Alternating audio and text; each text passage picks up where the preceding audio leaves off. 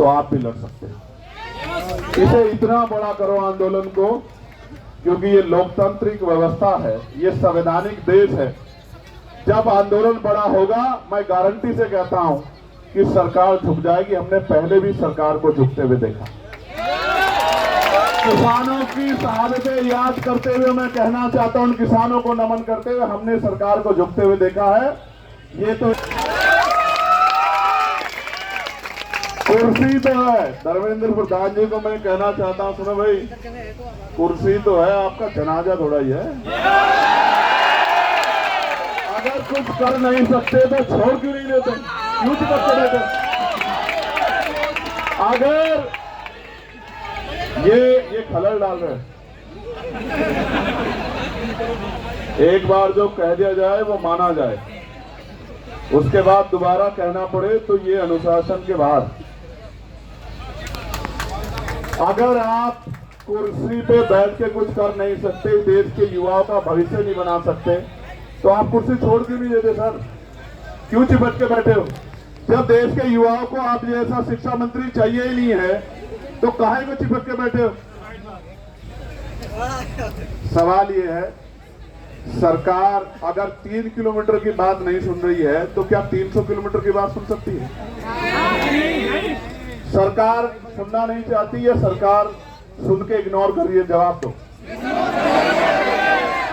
उनको लगता यह है कि ऐसी अफीम चाट रखी है लोगों ने, कितने दिन याद करेंगे। और ये सच भी है, ये सच भी है।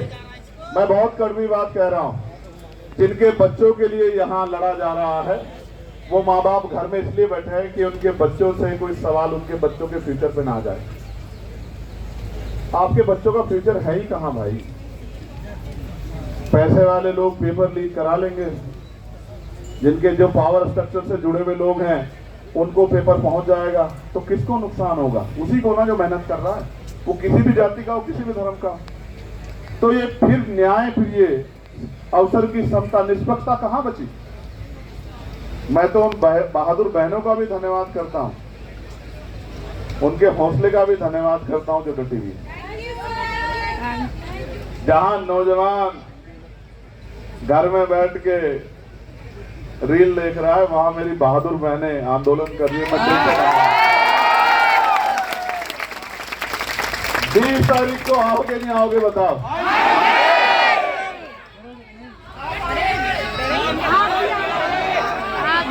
देखो, एक चीज जानो, मैं इस आंदोलन पे कोई सवाल ना खड़ा हो। मेरी नैतिकता ये कहती है किसी वजह से इस आंदोलन पे कोई सवाल ना खड़ा हो। जब मैं वहां आया ना, तो अपनी पार्टी, अपने तमाम मन के इच्छाओं को मैं वहां रख के आया।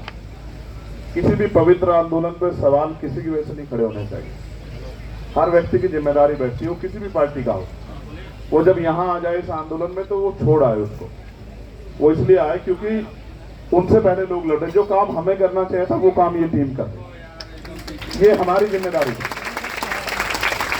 हम सपने दिखा रहे हैं, हमें लोग वोट कर रहे हैं, हम लोगों के बीच जा रहे हैं, ये हमारी जिम्मेदारी। इसलिए मैं तो आ जाऊंगा। और मैं तो फिर कह रहा हूं, मैंने उस दिन भी कहा मेरठ में, जब मैंने उनकी हालत देखी, कि मैं तो बैठ जाऊंगा। मैं बैठ गया तो फिर ये सरकार को भारी हो जाएगा।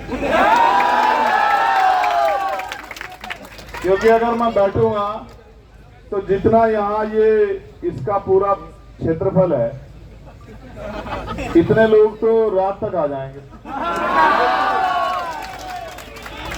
और एक जिले के नहीं आएंगे, एक प्रदेश के नहीं आएंगे। जिसको खबर है कि भैया वहां हैं, वो आ जाएंगे सब लोग। आप समझ रहे हो? लेकिन ये आंदोलन पीसफुली चलता रहे। मैं इस आंदोलन पे की उंगली ना उठे, इसलिए मैं चाहता हूँ। ये तो वैसे भी फंडेड लोग हैं। कहाँ से फंड आया आपको? पाकिस्तान से। जोर से आ चुका है, पाकिस्तान से आ चुका है। कहाँ से? हर जगह से आ चुका है। पीएम वो भी आ जाएगा। देखो, सुनो, ये पाकिस्तान लवर है पहला। फिर ये जॉर्ज सोरोस से इनको फंड्स आ रहे हैं, फिर ये CIA के एजेंट से इनको बात वहां से वो चल रहा है। अभी और रहेगा, पहले वो हिंदू मुसलमान जैसे वो भी यहाँ करके देख चुके हैं ये लोग, धर्म विरोधी सब कुछ करके। लेकिन सवाल ये है, ये लड़ किसके लिए रहे? इनमें से कौन सा ऐसा जिसका पेपर लीक हुआ? क्या जरूरत है इनको आने की? क्या जरूरत है इनको खड़े होने की? इनके घर वालों को डर नहीं लगता क्या? क्या उनकी जान कीमती नहीं है क्या? क्या वो आपके लिए लड़ते लड़ते शहीद हो जाए तो भी ना आप जागो? आपको याद है सरदार भगत सिंह क्यों फांसी का फंदा तोड़ना चाहते थे? उनको ऐसा लगता था कि मेरे जाने के बाद लोग जागेंगे, और यही जिद करके सोनम सर बैठे हुए हैं। मैं आपसे आग्रह करूंगा सर, 20 तारीख को आप, हम लोग जितना बड़ा प्रोटेस्ट आप चाहोगे उतना बड़ा करेंगे, मगर 20 तारीख को आप हमारी भी मान लेना। आप आदमी बता दो कितने चाहिए 20 तारीख की प्रोटेस्ट में आपको, और बताओ यहाँ से वहां तक संसद तक आप जो कहोगे, आप कहोगे कि यहाँ से संसद तक आदमी देखने हैं, तो मैं वचन दे के आता हूँ। सुनो भाई, मैं कोई बात हवा में नहीं कहता। पहली बात, अगर मैं कह रहा हूं यहाँ खड़े होकर एडवोकेट चंद्रशेखर आजाद कि यहाँ से संसद तक आदमी होगा, तो आदमी होगा, मेरी बात का ध्यान। और सुनो, महापुरुषों की तस्वीरों के अलावा झंडा भी कोई नहीं होगा, क्योंकि इस आंदोलन के साथ खड़े हैं। इस आंदोलन से कोई राजनीतिक लाभ नहीं चाहिए, मेरी बात को आप याद रखें। उस काम को हम लोग करें। बताओ सर, इसको तय कर दो, आप बताओ चलो। आपका कंसर्न बहुत जरूरी है। 20 तारीख को आप हमारी मान लोगे ना? 20 तारीख को जो आप कहते हो हम करेंगे, आप बताओ, आप हमारी मान लो। देश को जरूरत है भाई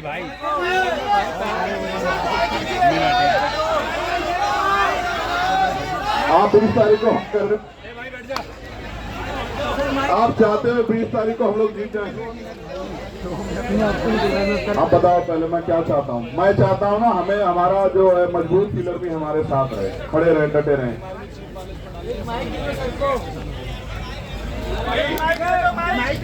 फिर हम विजय दहिया का डांस भी देखेंगे यहाँ 20 तारीख की शाम में।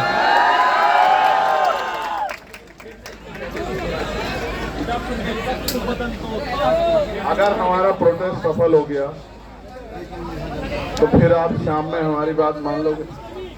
पक्का?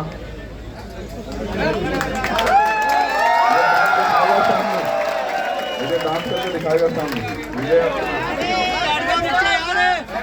देखो 20 तारीख को प्रोटेस्ट होगा, तो प्रोटेस्ट होगा, और ऐसा प्रोटेस्ट होगा अभी तक हुआ नहीं हो कि पिछले 10, 12, 15 साल में तो ऐसा प्रोटेस्ट दिल्ली में नहीं हुआ होगा। कारण क्या है? कारण क्या है? ये जिनके लिए लड़ रहे ना, उनको भी नहीं पता कि उनके लिए लड़ रहे। यहाँ तो मीडिया बहुत कुछ तय कर देता है। वो सुई के बराबर इस आंदोलन में इनके मन का खोट ढूंढ रहे हैं। वो ये चाहते हैं एक इतना सा इनके खिलाफ कुछ मिले जिसको वो बता सके कि ये आंदोलन एंटी नेशनल है, ये भारतीय संवैधानिक व्यवस्था को डिस्टर्ब करने के लिए किया जा रहा है। मैं यहीं पल पड़ा हूं, यहीं संघर्ष किया। मैंने जेएनयू के बच्चों पे चलती लाठियां भी देखी, मैंने डीयू के बच्चों पे चलती लाठियां भी देखी, मैंने यहाँ एनआरसी से लेकर तमाम आंदोलन देखे, और मैंने खुद बताया ना, मैं निर्दोष होते हुए 16 महीने जेल में रहा। जब मुझे बेल मिली तो मेरे ऊपर एनएसए लगा दी रात को 2:30 बजे। एकदम आगे हूँ। हम भरोसा करते हैं लोकतांत्रिक व्यवस्था में, संवैधानिक व्यवस्था में, अपने जो गवर्नमेंट के इंस्टीट्यूशन है उनमें भरोसा करते हैं। हमें लगता है अगर कोई नहीं सुनेगा तो कोर्ट सुनेगी, तो जब कोर्ट से बेल मिलती है तो फिर एनएसए लग जाता है। कहाँ जाएंगे हम लोग? हम यही आंदोलन कर सकते हैं। और जिनको लगता है आंदोलन से कुछ नहीं होता, मैं आपको फिर कह रहा हूँ, 2 दिन पहले हम लोग मिले थे, मैंने इनसे कहा था कि आप भवानो मेरी बात को कि बहुत कुछ होगा, बहुत कुछ होगा, बस आप डटे रहो। और मैंने इनसे कहा कि 20 तारीख तक डटे रहना। मैं प्रार्थना करता हूँ महापुरुषों से, कुदरत से, प्रकृति से कि वो 20 तारीख तक इस आंदोलन को और मजबूत करे, स्वस्थ रखे, क्योंकि 21 तारीख की सुबह बहुत सुनहरी होगी भारत में। मेरी बात को आप याद रखें। और मैं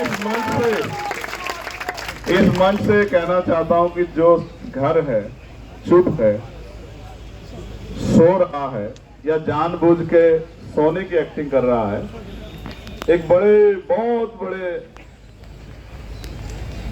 चिंतक ने कहा है कि कुछ लोग सिर्फ इस वजह से नहीं लड़े कि कहीं वो मर ना जाए, लेकिन सच ये है कि एक दिन मरना सबको, चाहे लड़कर मरो और चाहे डर कर मरो, चाहे मुकाबला करके सामना करो, चाहे हार मान के बैठ जाओ। और मान लो तो हार और ठान लो तो जीत। और सिर्फ सांसों का रुकना मौत नहीं होती, जिनका जमीर मर जाता है वो भी मर जाता है। ये जिंदा लोगों का मंच है, मैं इनको बधाई देता हूं। हम और हमारी पूरी टीम आपके साथ खड़ी है। जो यहां से मुझे आज सुनेगा, मैं निमंत्रण नहीं भेजूंगा, ना मैं फेसबुक के जरिए आपसे अपील करूंगा। 20 तारीख को मैं यहां मिलूंगा, पार्लियामेंट चलेगी। मैंने भी कोई कमिटमेंट किया। मैं टिहरी जा रहा था तो पुलिस के भाइयों ने मेरा बड़ा सम्मान किया, मेरी शर्ट फाड़ दी। तो मैंने वादा किया था कि 20 तारीख को मैं उस फटी शर्ट को पहन के देश की पार्लियामेंट में जाऊंगा, बताने के लिए, ये बताने के लिए नहीं कि मुझे लाठी लगी है या मेरी शर्ट फाड़ दी गई है। जब हम संघर्ष करने जाएंगे तो मिठाई तो नहीं मिलेगी, लेकिन ये बताने जाऊंगा कि सत्ता कितनी तानाशाह हो गई है। वो 3 किलोमीटर की आवाज को भी नहीं सुनती और 300 किलोमीटर की आवाज को भी नहीं सुनती। और हमें भरोसा है इस देश की महान न्यायपालिका पे कि वो हमारे दर्द को सुनेगी। एक दिन पहले पेपर लीक की खबर आती है, जब बच्चा अपना पूरा मन बना के हिम्मत करके पहुंच गया सेंटर पे, और जब वो खबर आती है तो वो ऐसा हो जाता है उसको जैसे उसकी शरीर की हिम्मत टूट गई है। और मेरे आज भी याद है ना, पेपर के समय हम लोगों ने भी बहुत पेपर दिए हैं विजय, तो रुकने की जगह ढूंढते थे, किसके यहाँ रुकेंगे, किसके यहाँ खाना खाएंगे। दूसरे शहर में जाना मिडिल क्लास परिवारों के लिए, गरीब बच्चों के लिए आसान थोड़ा ही। और जब जा रहे हैं तो पता लग रहा है पेपर लीक हो गया है या घोटाला हो गया है। आप समझो ना क्या कर रहे हो आप देश के साथ। और जिस देश में 94,000 स्कूल बंद हो गए हों पिछले 10 साल में, और लाखों की संख्या में शराब की दुकानें खुल गई हों, और जहां टीचर को आदेश दिया जाता हो कि भूसा इकट्ठा करके लेके आओ, क्योंकि गौशाला में गाय भूखी नहीं रहनी चाहिए। मैं मानता हूं कि गाय भूखी नहीं रहनी चाहिए, सरकार के पास बहुत बजट है, लेकिन टीचर इसलिए नहीं है कि वो भूसा इकट्ठा करे, उसको बच्चों का भविष्य बनाना। क्या मजाक कर रहे हो आप? ये कैसा देश बना के दे? ये क्रांतिकारियों के सपनों का भारत है, ये बाबा साहब अम्बेडकर द्वारा लिखे गए संवैधानिक मूल्यों का भारत है। इसके लिए शहादत दी देश ने। बहुत चिंता का सवाल है, बहुत चिंता का सवाल है।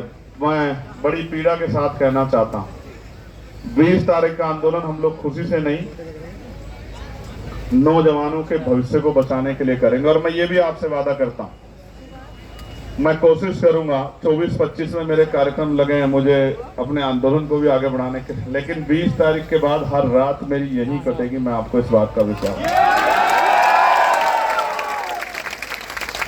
और ये उन लोगों के लिए संदेश है मेरा जिनको लगता है कि आंदोलन में कम लोग आते हैं, आंदोलन छोटा है, आंदोलन तो बस सिर्फ नाम का हो रहा है। तो 20 तारीख के बाद, 20 तारीख तो आपकी, 21 तारीख हमारी। मैं पार्लियामेंट जाया करूंगा, यहीं से वापस यहीं आया करूंगा, फिर यहीं से पार्लियामेंट जाया करूंगा, फिर वापस यहीं आया करूंगा। यहाँ भी लड़ा करूंगा, वहां भी लड़ा करूंगा। मैं एक नौजवान हूँ, मेरे पिताजी प्राइमरी स्कूल के हेडमास्टर थे, मेरी माँ हाउसवाइफ थी। मैं नौजवान, और वो भी बेरोजगार नौजवान के दर्द को समझता हूँ। और अभी मैं उसमें हूँ, वो क्या है, वो अग्निवीर 5 साल वाली पे ना, 5 साल वाली पे मैंने 5 साल के रोजगार पे, मैं 5 साल के रोजगार पे, ठीक है। मगर वो मेरे लिए रोजगार नहीं है।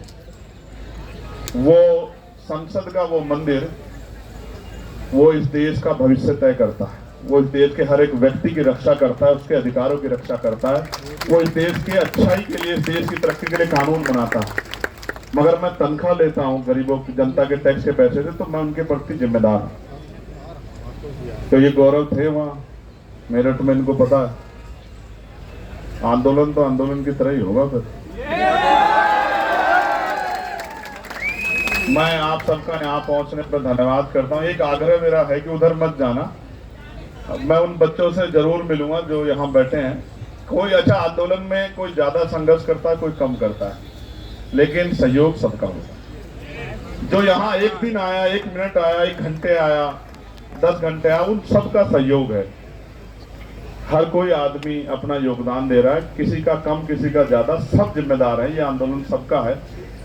बस इनको बधाई जिन्होंने शुरू किया है, क्योंकि यहाँ आके 5 बजे तो बहुत सारे लोग जाते हैं, लेकिन आपने एक लाइन और खींची है और मेरी ये बात को बहुत लोग याद रखेंगे। ये आंदोलन तो अपनी कीमत वसूल के, कीमत का मतलब जो तय किया है, जो लक्ष्य तय किए उनको लेके उठेगा। लेकिन इस आंदोलन के बाद इस देश में बहुत आंदोलन होंगे जहां जंतर मंतर सुना नहीं रहेगा। मेरी बात को आप याद रखें, चाहे वो कर्मचारियों के हों, नौजवानों के हों, किसानों के हों, क्योंकि आदिवासियों के हों, दलितों के हों, पिछड़ों के हों, देश के किसी व्यक्ति के हों, महिलाओं के, जंतर मंतर सुना नहीं रहेगा। क्योंकि आपने एक लाइन खींची है, 5 बजे की लाइन को आपने क्रॉस किया है। जब आपने क्रॉस कर दिया तो बहुत लोगों के रास्ते खोले। मैं आपका धन्यवाद करता हूँ बहुत बहुत। कोई और बात जो बाकी कुणाल के लिए कुछ कहना, किसी को रोस्ट करना है? कहाँ अहमदाबाद जाओगे? कहाँ जाओगे?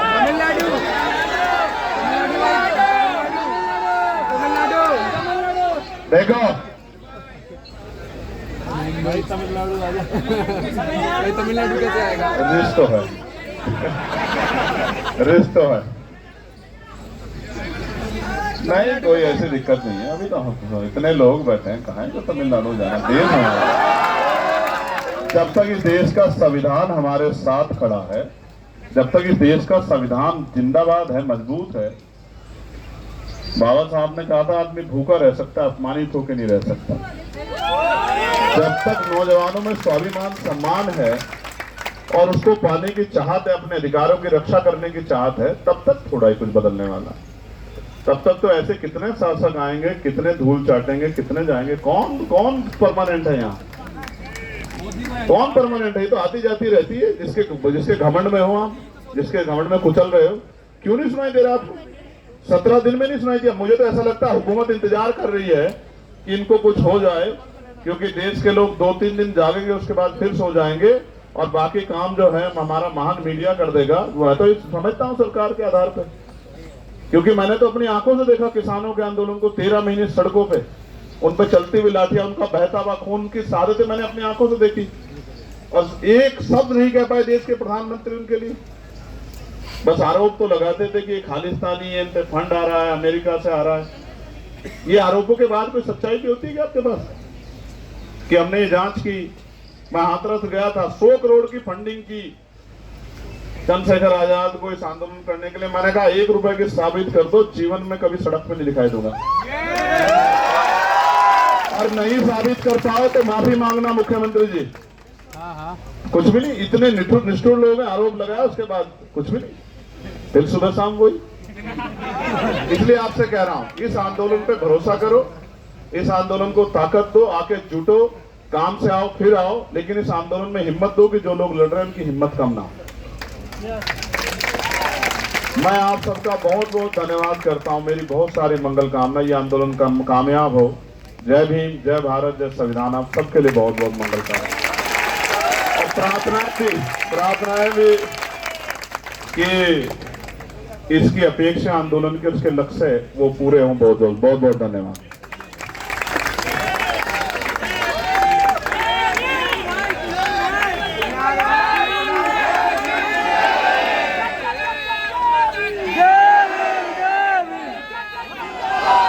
जय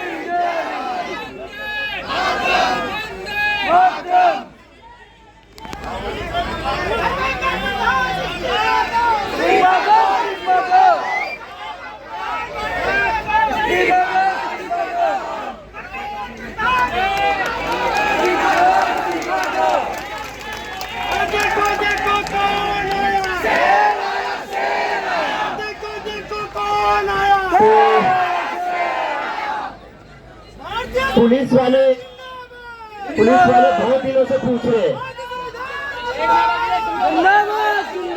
पुलिस वाले बहुत दिनों से पूछ रहे 20 तारीख का प्लान क्या है, कहां से जाओगे, कैसे जाओगे। मुझे लगता है पुलिस वालों को आज जवाब मिल गया होगा। और याद रखना, लाठी चलाने से पहले याद रखना साथ में कौन कौन आ रहा है।